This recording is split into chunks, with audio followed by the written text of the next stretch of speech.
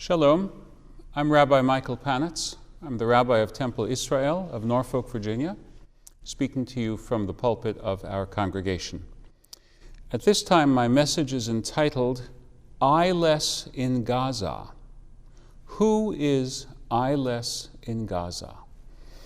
And I should tell you that this message is connected to the Torah portion and supplemental reading Haftarah read in synagogues last Sabbath, and I preached an earlier form of this message at that time.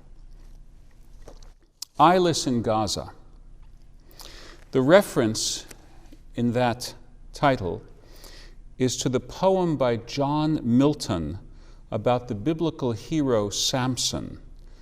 In the play Samson Agonistes, set at the end of his life when Samson was the blinded and enslaved prisoner of the Philistines in Gaza, Milton gave these poetic lines to the Israelite champion. And Samson says in Milton's drama, "Promise was that I should Israel from Philistine yoke deliver. Ask for this great deliverer now, and find him eyeless in Gaza, at the mill with slaves, himself in bonds under Philistine yoke." The biblical story of Samson, occupying half a dozen chapters in the book of Judges, is set in the time of struggle between the tribes of Israel and the Philistines. The latter had invaded the coast of Israel from the Aegean and had conquered the territory that today is called the Gaza Strip. In the story, Samson is betrayed by his Philistine ladylove, Delilah. She shears off his hair, the source of his extraordinary strength, and delivers him to her kinfolk. They capture him, they gouge out his eyes, and they chain him to a mill. Ultimately, they bring him to an assembly to amuse themselves at his expense. He regains his strength and brings down the building upon his captors, dying in the process. In the Bible, it is Samson who is eyeless in Gaza. But who is eyeless in Gaza today? I offer three answers. First, the Israeli captives, the kidnap victims, are eyeless in Gaza. Second, the Palestinian citizens, so badly misled by the terrorist Hamas leaders who use them as cannon fodder, are eyeless in Gaza. And third, a majority of the world, with its slogan of all eyes on Rafah, has allowed itself to become eyeless in Gaza. When Israeli forces liberated the four captives, two of the kidnapped victims were cowering, fearing that the Israelis had come to kill them. That was the result of the brainwashing they had been subjected to by their Hamas captors. Our abused brothers were then eyeless in Gaza. But for them at least we can thank God for the miracle of opening the eyes of the blind. When the news cameras dwell on the devastation in Gaza, it is designed to show the plight of the civilians.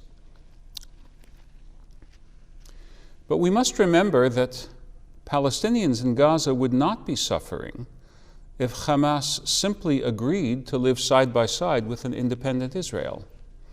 None of this devastation would be taking place if Hamas had accepted the concession made by Israel in 2005 as the starting point for meaningful coexistence. Remember, Israel pulled out of Gaza completely, dismantling its few settlements at great and wrenching social cost. Israel even left its profitable greenhouses intact as a gift to the Palestinians, so that they could move to a life of peaceful economic relations with the broader world. So those civilians too, by accepting the vain promises of Hamas and by joining their ranks, are self-blinded. No Philistines have blinded them. They blind themselves. And this leads to the third group who are eyeless in Gaza. Sadly, This is much or even most of the world. All of the well-meaning or perhaps not so well-meaning protesters, many of whom are college students, chanting their desire for a ceasefire in Gaza, do they know who is preventing it? By now it should be clear. The delay in a ceasefire is the goal of the Hamas leadership. It is not the goal of Palestinian citizens. On June 10th, we witnessed a rare occurrence in the United Nations. A United States proposal for a ceasefire and the return of hostages passed the Security Council, and Israel voted along with the other member states to indicate its approval. Russia abstained, but the resolution passed 14-0. Even Algeria voted for it, stating Palestinian lives matter. How sharp a focus we now have. Israel and Algeria are in agreement. When does that happen? Only Hamas refuses to say yes. The Hamas response was to add a host of new conditions designed to prevent any progress toward a ceasefire. Why would Hamas do that? The answer is obvious. Hamas does not care to spare the lives of Palestinians. It wants to use their deaths as an instrument to achieve its greater purpose, which remains the destruction of Israel. Please remember that Hamas was created because Palestinian rejectionists were dissatisfied with the previously dominant terrorist organization, the Palestine Liberation Organization, PLO. Hamas felt that PLO was getting soft, that it might accept coexistence with Israel.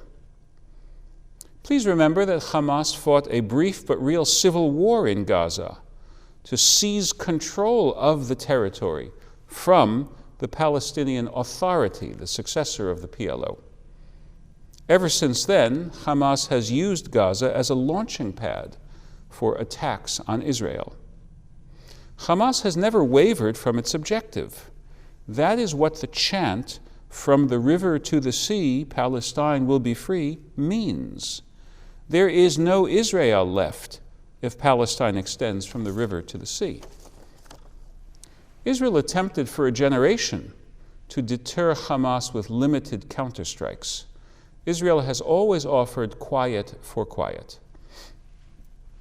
Hamas has commandeered food meant for civilians.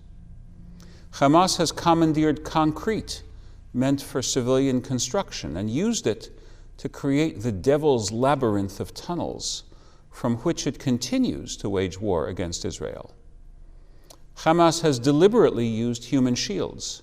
This is not a temporary expedient. This is the essence of their strategy. They want to kill Israelis from behind those shields, and they want to use the deaths that come when Israel strikes back as a weapon to isolate Israel until it can be weakened and destroyed. When Israel urged Gazans to leave certain areas, Hamas tried to block them.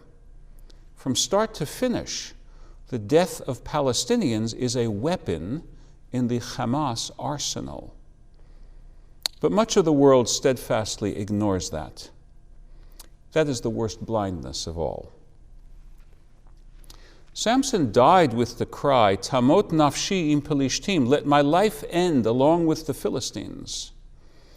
But Israel has a mandate to live, to protect its citizens from the enemies ringing it, and despite everything, to plant seeds for a peaceful future. Now that future seems far, far off. But there can only be peace tomorrow if Israel can neutralize its would-be murderers today. May God grant strength to our people, the strength that can lead ultimately to genuine peace. Amen.